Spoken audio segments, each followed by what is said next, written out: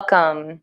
Kat Matlock here at FreeBody, and I'm really excited to share with you tonight some information about tension that begins in your brain. So last week we were talking about tension that gets like stuck in the bodies, stuck in the muscles, and I talked about how tension is trigger points in our muscles, in our muscle tissue, and just explaining how like tone can get kind of go rogue, like tension is tone gone rogue. And so we talked about like at the point of muscular contraction, what tension is. So now we want to step it back a little bit, take a step back and talk about tension that begins in your brain and how that affects your muscles and your soft tissues. We could talk about this for a long time. There are a few different angles to look at when we look at tension in our bodies as a result of tension in the brain. So, of course, stress is a piece of that puzzle. Stress creates tension in our tissues. And we're going to have another whole talk about stress and the psoas and back pain and some other pieces. But there's stress, and there's also tension that begins in the brain because of reflexes and protections. So we're going to talk about that specifically tonight. And then there's tension that gets stuck because of proprioception. So that is also another topic for another night. Proprioception, get ready. We're going to talk a lot about posture, settings of tension in our muscles, and proprioception and what that means. Tonight, we're going to focus real specifically on reflexive protection in the body and how that can lead to tension that gets stuck and locked down in your muscles and can just really wreak havoc on your joints and on your tendons and on your soft tissues. So certain muscles in our bodies are structural stabilizers. So the scalenes in the neck stabilize the neck. The quadratus lumborum and the psoas around the spine, around the lumbar area, stabilize the lumbar spine. Really specifically, quadratus lumborum really stabilizes the lumbar area in the spine. The gluteus minimus and medius stabilize the femurs in the socket. Rotator cuff muscles stabilize the humerus in the socket. So our structural muscles that aren't just about movement, but they have a job to stabilize the structure. They're trying to protect you from harming your joints. And so here's what happens. Let's say you're walking and you slip, right? And you go to slip and and you hit and fall down on one side, maybe on your hip. So when that impact happens, first of all, the slip and that little catch of fear is going to activate stress, is going to activate a little fight or flight in your brain. And that's going to activate some reflexive contractions, some holding in all the muscles that flex your body. Now, when you have the impact, the muscles that stabilize your neck, your shoulders, your hips, your low back, your knees, your ankles, those muscles, the stabilizing muscles, contract to try to protect you, to try to keep you from breaking your vertebra or damaging your shoulder joint, or wreaking havoc in the knee or the femur and having damage in the hip joint, right? So when we have a fall or an injury, car accident, clear case, you get hit by a car and the head goes around, right? And it can lead to concussion, or sometimes there are trigger points in the neck muscles that can seem like you have a concussion and maybe you don't. Another talk there. But the neck stabilizers are going to engage really a lot, and the low back stabilizers are going to engage really a lot when there's like a hit from the behind or a car accident. So going into this slip and fall scenario, the muscles that stabilize the femur, that stabilize the low back, that stabilize the neck, that stabilize the shoulder, depending on how you fall, those are all going to reflexively contract to protect you. And this is why we're sore after we have an accident or we get injured, it's not even necessarily where you were hit, right? Where you fell or where the blow was, but it's just that there's that tension in the body begins with the body wanting to protect itself and the nervous system sending a message into those muscles, into those tissues. Hey, contract. We got to protect the structure. We're going down. We got to protect the structure. So this becomes problematic when over time we don't actually release that tension. So as I said last week, you have a place in the muscle that contracts. This part is relaxed. This part contracts. This part lets go. This part contracts. This part lets go. And there's a flowing pattern of muscular contraction in general in your tissues. Now, when you have tension in the muscles, this part is contracted, this is let go, this part contracts, this stays contracted. That lets go, this part contracts, this part stays contracted.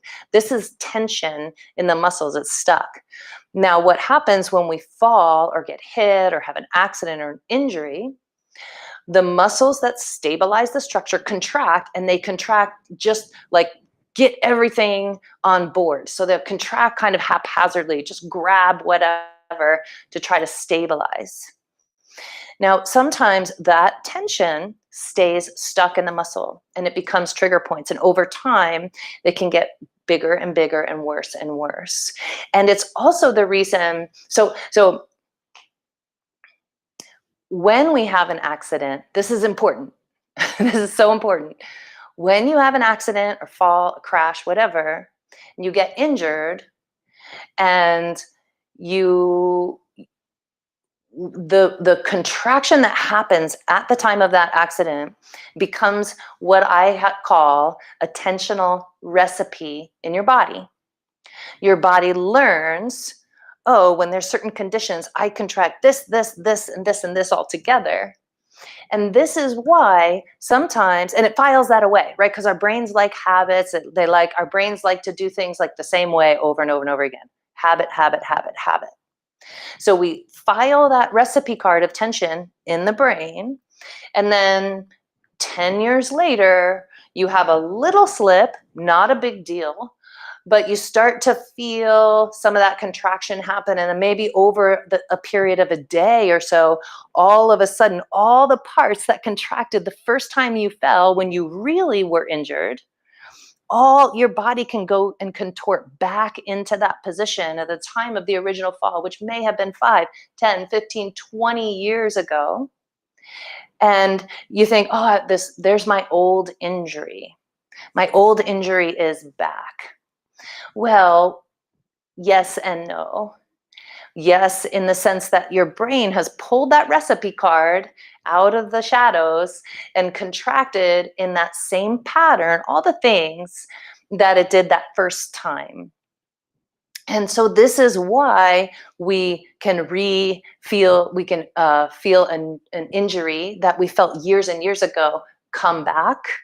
Oh, I haven't felt this in 10 years. I must be needing to strengthen my core because my back hurts or something like that, But it's really that your brain remembers. It remembers what to do, what it did when it was trying to protect you during that fall or injury. That is a reflexive contraction.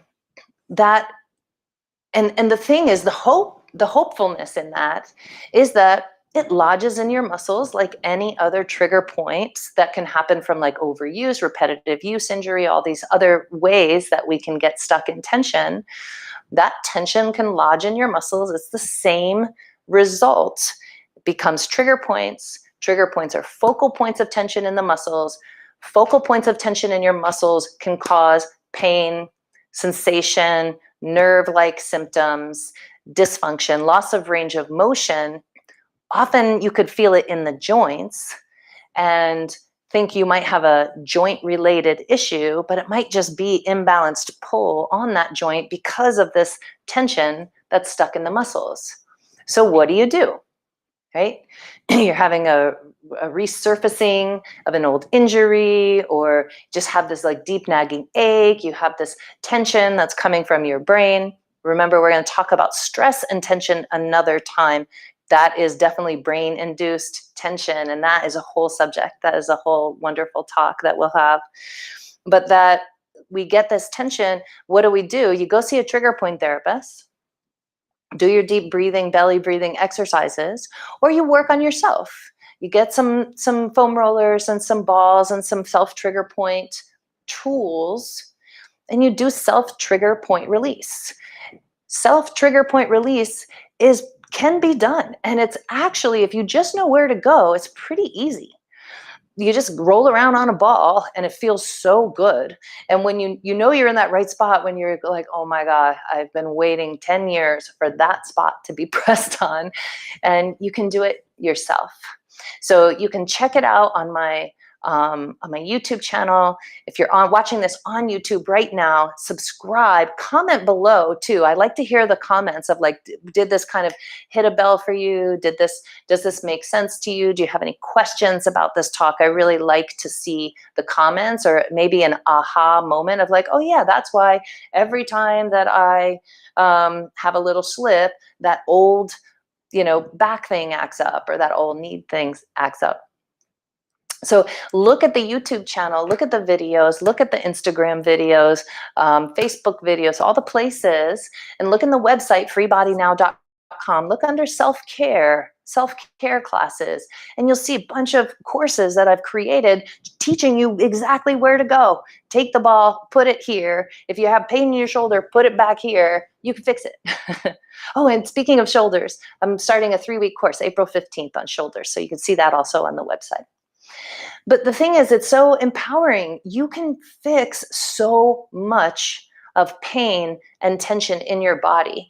I was just working with a woman today in the clinic, and she's got like horrific, crazy tension in her neck and her shoulders, giving her terrible, terrible tension headaches. And when she left, she was like soft, everything was moving, felt so much better. And you can do a lot of that work on yourself. That's the hopefulness of this whole message. So tension lodges in our muscles. Sometimes it begins in our brains reflexively, and actually reflexes even skip the brain. Technically, they just go, you get a message, like if you put your finger on a hot stove or something, if the message had to go all the way up to the brain, get processed, and then send a message down to pull back, you'd actually burn your finger. So what actually happens is that it just goes up to the spinal cord and comes back down. It's like super fast. So it skips the whole brain thing. But there's these patterns then of these tensional recipes that can get stuck in your brain. And that's when those old injuries come back. Your brain has just pulled that tensional recipe card and goes, oh, I know what to do. Next thing you know, you're all twisted and calling me up. Cat, come fix my neck or my back or my hip. So there's so much you can do, for yourself. So leave a comment, like the video, share it, and let people know that there's so much they can do for themselves, and that just because you have an old injury, here's the kicker, don't stop moving. Like if it comes up in your body again, don't stop moving. That's unfortunately what most people do. That actually drives it deeper into your nervous system. Your body then begins to protect the tension. So first it starts out trying to protect your structure. Then if you get immobile, your body will start to protect the tension itself. And that is never good. So thanks so much for watching. Thanks so much for joining me. Next week, we're going to start talking about some shoulder stuff. If you have any questions about your shoulders, send me a little message. I look forward to being with you again next Tuesday evening. Have a good night.